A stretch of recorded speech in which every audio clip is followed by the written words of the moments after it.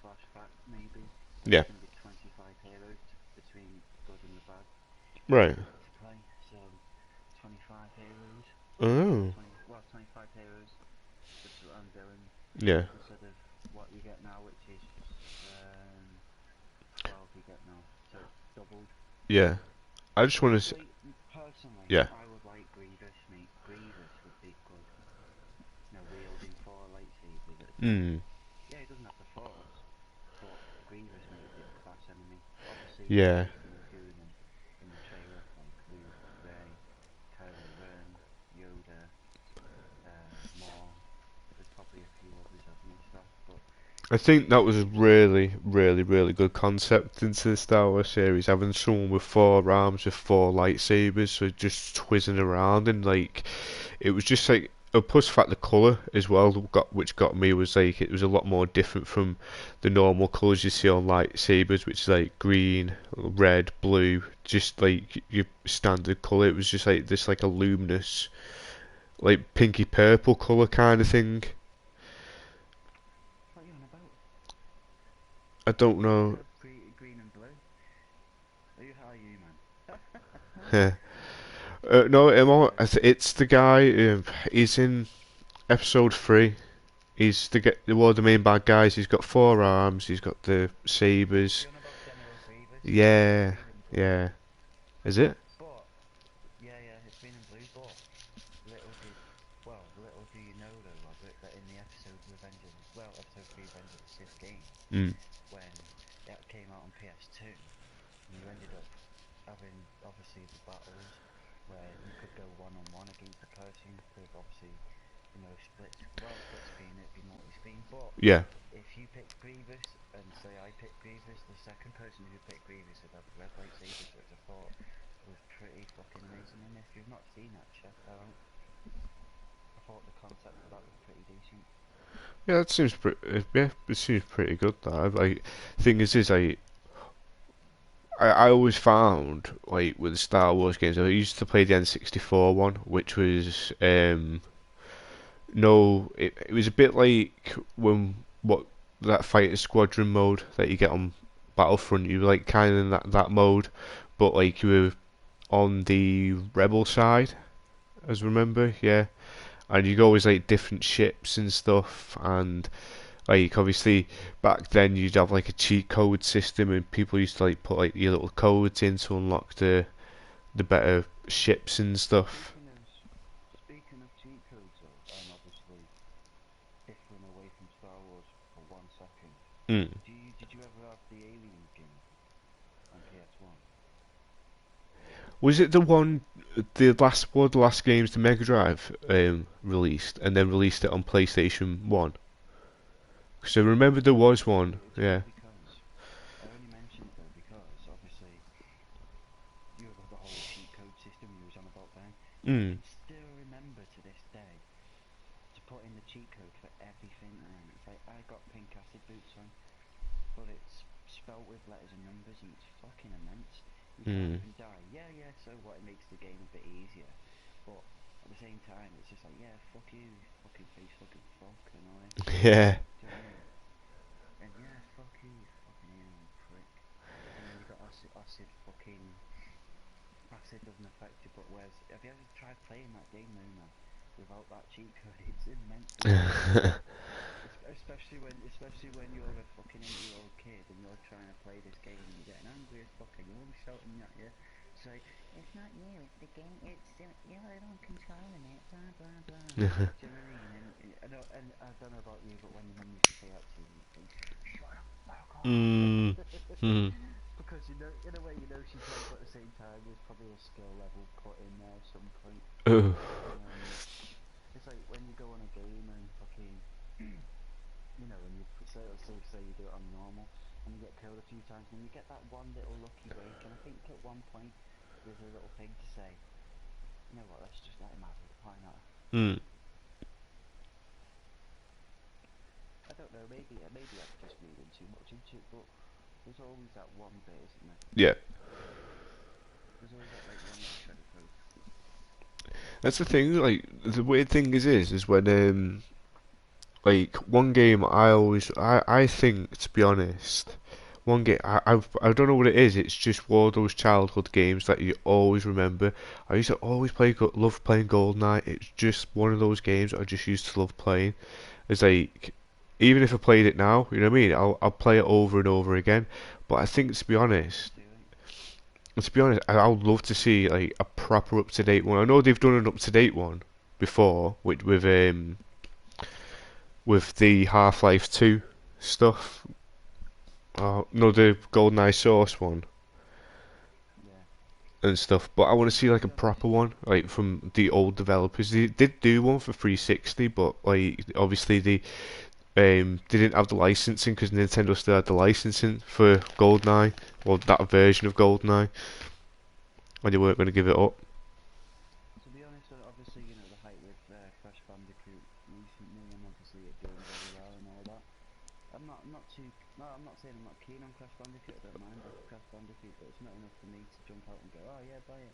But obviously, with the tease or whatever, and the hint that they might Yeah. be doing a spider, I'd like to see some others, possibly like Pandemonium and Gex 3D and Kirby, and not Kirby, the little pink thing, man, about Kirby with like a ball. It's like a Mm. three-dimensional ball, and you used to have to like roll it around this track and find keys and all sorts. That's a fucking great game, man. And then obviously you've got like Busby 3D. Busby 3D was a sick game. And then obviously personally I'm a Tekken fan, and I'd like to see well, not remastered versions, but like classics being bought on the store again like that. And I was going to lead on to then the conversation of obviously the limited Star Wars games on the store, man. Mm. The amount of Star Wars game, and yeah, you could argue with the whole canon stuff and all that shit, but you've got this. All right, yeah, that's good, right? But then you've got like Jedi Starfighter, Bounty Hunter, you know, the Racer Revenge, and then the 64, I think it is. Yeah. I don't think it is, but we'll go with it anyway. Yeah, the race was But on the you know what I 64. mean. Yeah. I've got them on my collection, yeah. But Mm. out of the amount of Star Wars games they've done, and like Jedi Power Battles, that'd be immense, even though it's a PS1 game. Yeah. But and then obviously you get the Force Unleashed. But I think the only reason like that they've done the whole not putting them on backwards compatibility, even though Xbox One has done it, is because of the PlayStation Now subscription, where you can buy them. Obviously, if they're doing backwards compatibility, Mm. which it is in talks of doing, which I Yeah. hope, please Sony, do the backwards compatibility. Well, that's Then a obviously, yeah. it'd be decent enough to do that, but it'd affect people now, and it'd probably piss a lot of people off with the PlayStation Now subscription. Mm. It's like, well, hang on a minute, why the fuck am I paying however much it is a month for PlayStation Now, and I could just go out and buy a PS3 game that has been allowed backwards compatibility on the 4, Yeah. to then, then they'd lose. Well, I don't think they'd lose much revenue from that. I think obviously if people have got PlayStation Now, Yeah. or blindsided the fools, they should just knock it on the head, demand the backwards compatibility that Sony were going to do, and then still are in talks about doing. Mm. As many people as you can get off PlayStation Now, and then it'd incorporate them to go backwards in the compatibility and play the PS3 games they've already got. Yeah. And obviously, even if they don't have the trophies for it, just transfer them over. You Mm. could make so much money from this, and yet they don't. It's bizarre. That's where, in one good sense, the Xbox has a big advantage. I'm not an Xbox fan personally. I'm a Sony man through and through. Yeah. Always have been, always will be. I do like the backwards compatibility, and it sells. That's what makes Xbox One.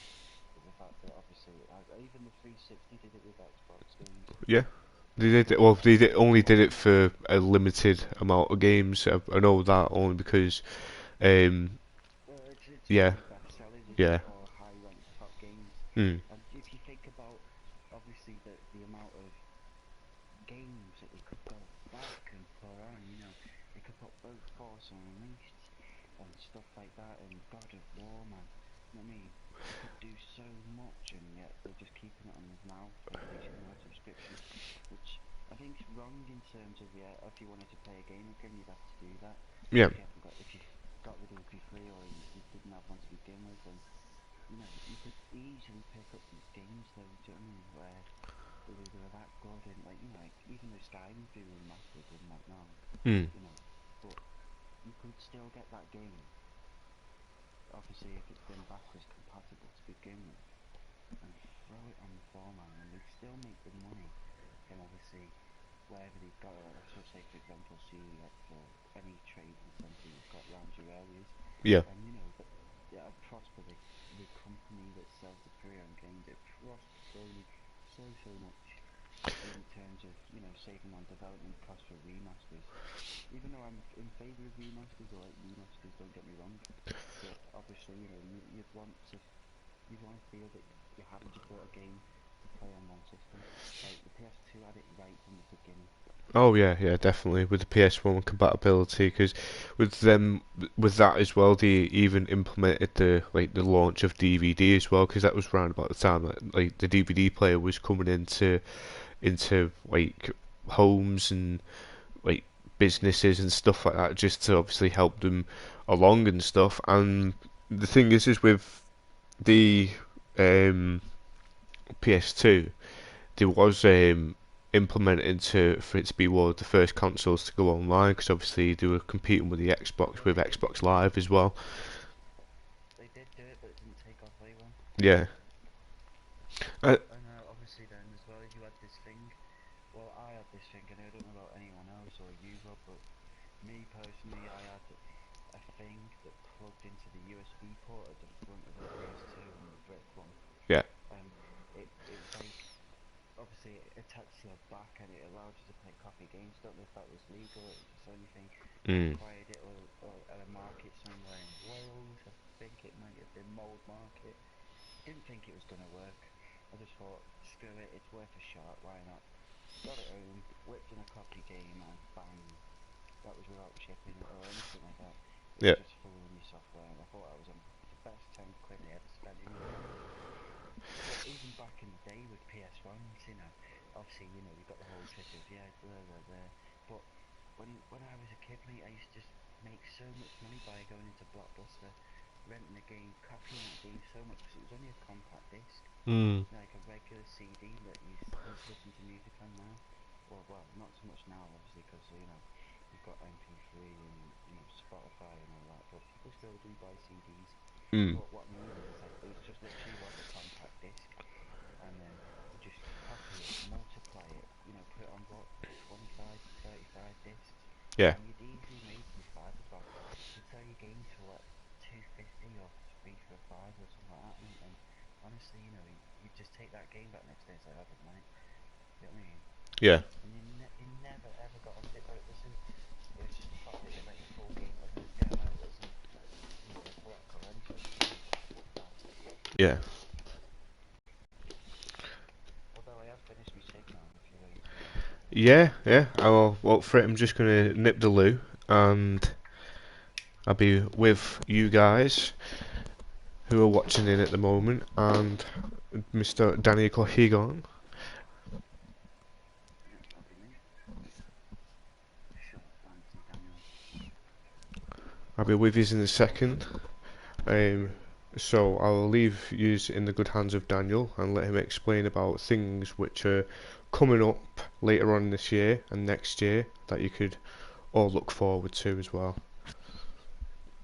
Right, be with you in a minute. I'll see you shortly. Anyway, guys, here's your chance to now throw in your questions, what you want to see this year, what you want to get out of the PS4 in terms of usage and stuff like that. I'm interested to hear what all you guys think and do and say. Like I said, if I haven't got a Twitch stream as of yet, but I'm interested to do so. I like sharing my thoughts, I like sharing my opinions. By all means, add me if you will. It's Danny-Geoghegan, and that's it. But I have a picture of Kazuya or Mishima, and obviously, any questions you want to ask me, feel free to message me. Blah blah. Also, I have a